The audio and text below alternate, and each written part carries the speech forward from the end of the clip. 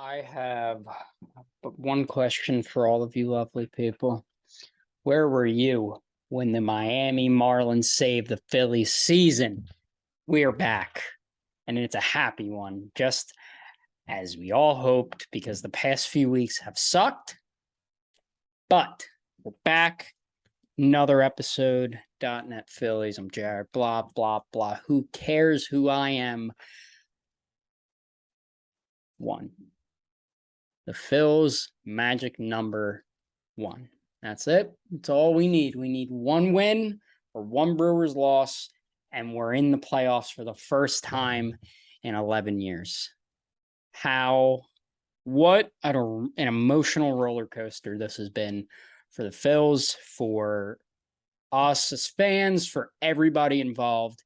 What a roller coaster this has been. I hope that I hope they don't blow it. The Phils just took 3 out of 4 from Washington. Should have been a sweep, but somebody didn't do their job. Get to that. So, Phillies swept Washington. Miami took 3 out of 4 from the Brewers. Huge. So get into it. We'll deal with the Phillies first. We'll talk about Miami series with the Brewers because that's equally important, and that's why we are where we are now. So game one, Phillies won 5-1 pretty handedly. Was a great offensive outburst compared to what we saw in Chicago.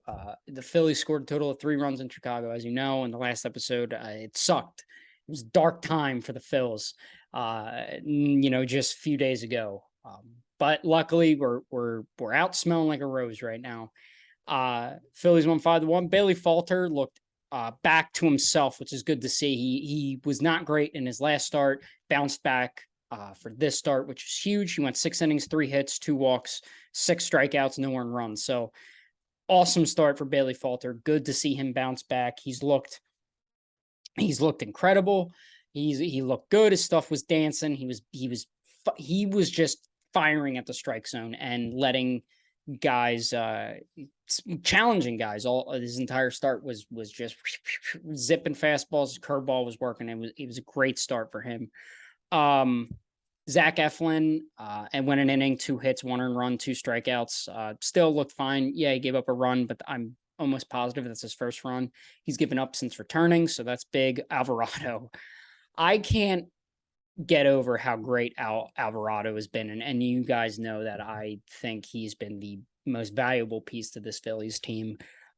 Pitched another clean inning, and then Sir Anthony, little shaky, gave up a hit, a couple walks, but was able to finish it out in the 9th. I was really just clattering my teeth with that. To the scoring side of things, I need to pull it up on my phone. Real professional here, by the way, because not going to lie, I forget how they got runs. But hey, we got 5 of them, right? Big professional here, 100%. Just need to go from 5-1, 5-1, 5-1, 5-1, please. 5-1. Okay, any Hoosers. So Hoskins, that's right. Hoskins in the first hit a home run off Eric Fetty. Then Gene Segura got an RBI to score Brandon Marsh. There was a balk that brought in the Phillies' 3rd run. Hoskins singled to score Segura, and JT got a force out to get 5 runs. It was just very good offensive outburst, and it was the thing that we needed to get back on the right track. It was good for the team. Stott was a big contributor this series. It's good to see him, because if we can get Bryson Stott back to what we know he can be, that's going to be huge for this hopeful playoff push that the Phillies are in the middle of. And then moving on to game 2.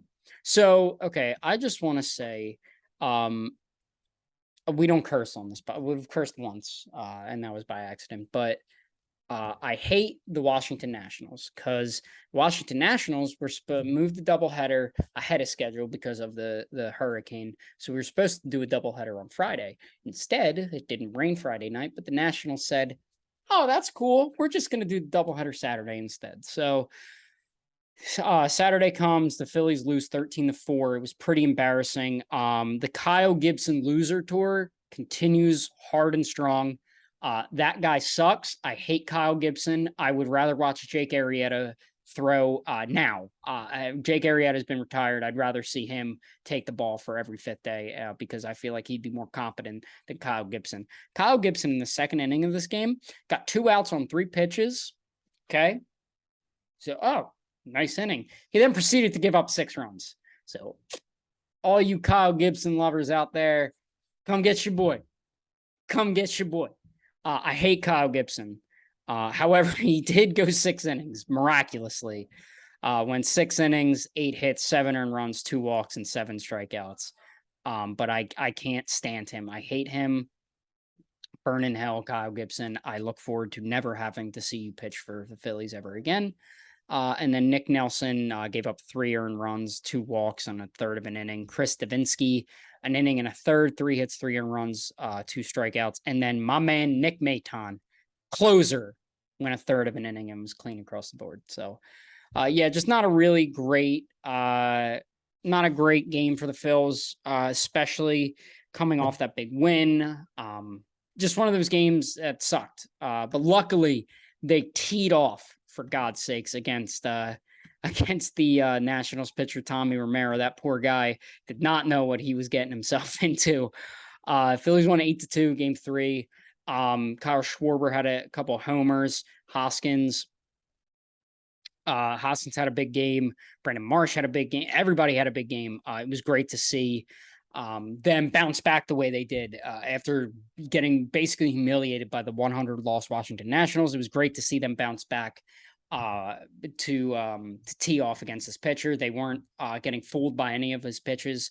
The Phillies saw him well, and thank God they won. Especially, we'll get to the Brewers in Miami. We'll get to them. But it was a huge game.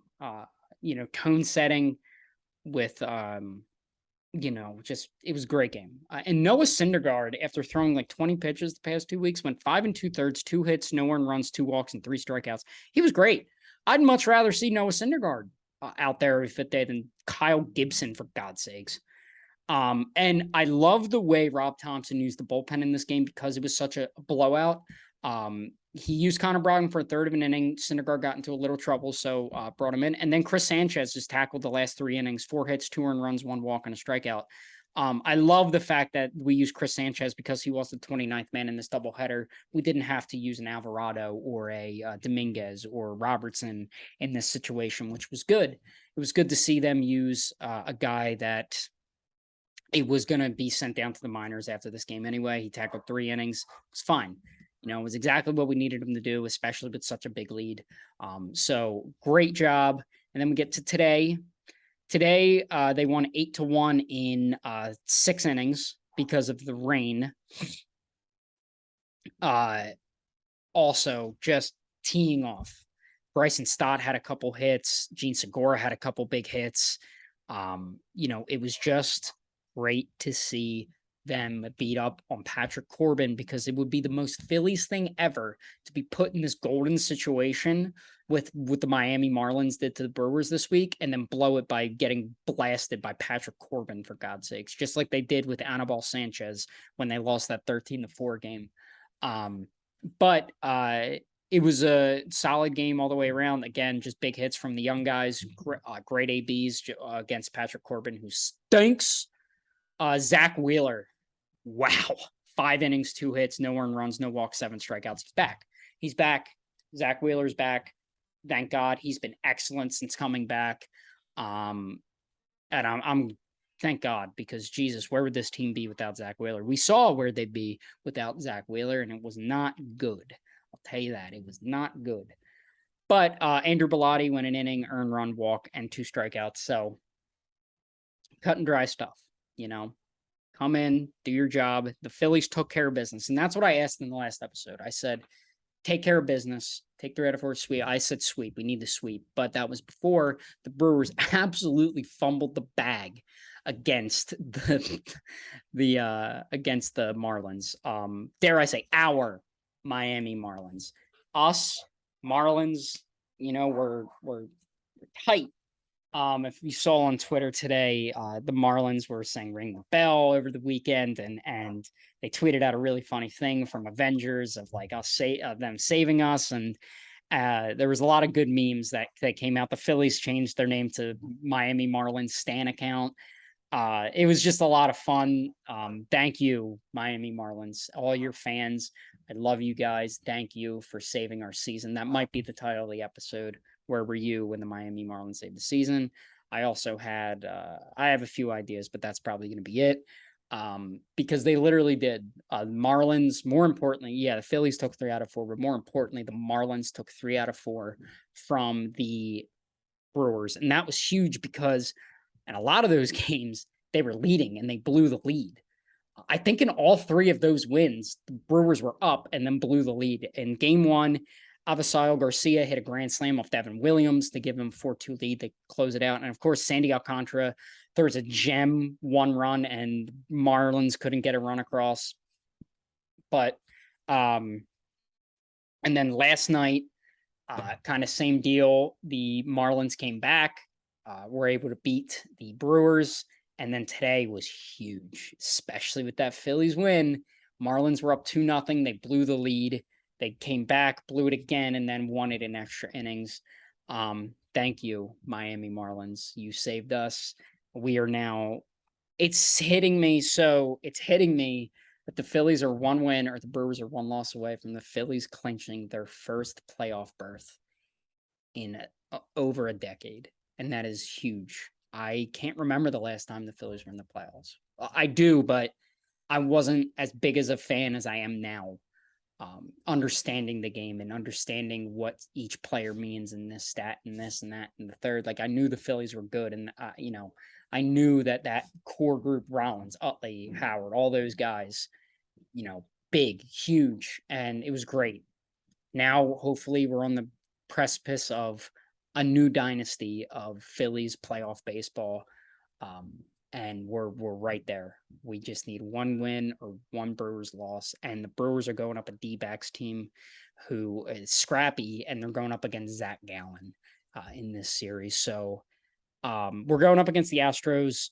I'm not expecting much. The Astros are sending their big dogs at us, and the Phillies are just trying to win, squeak out a game if they can.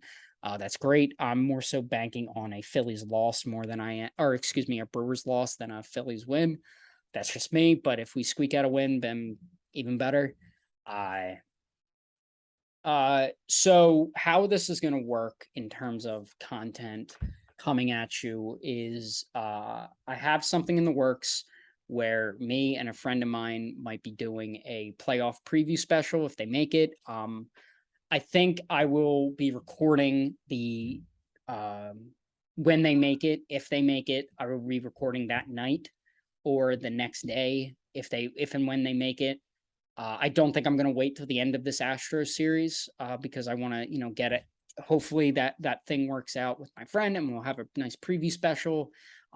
Going down, the lowlights, the highlights of the season, or just talking about what to expect in the playoffs, and not just from the Phillies, but from all of Major League Baseball. Talk about playoffs as a whole, what we expect, and so on and so forth. So that's gonna wrap it up for this episode. It wasn't very long, but there was but we got there, 1 game.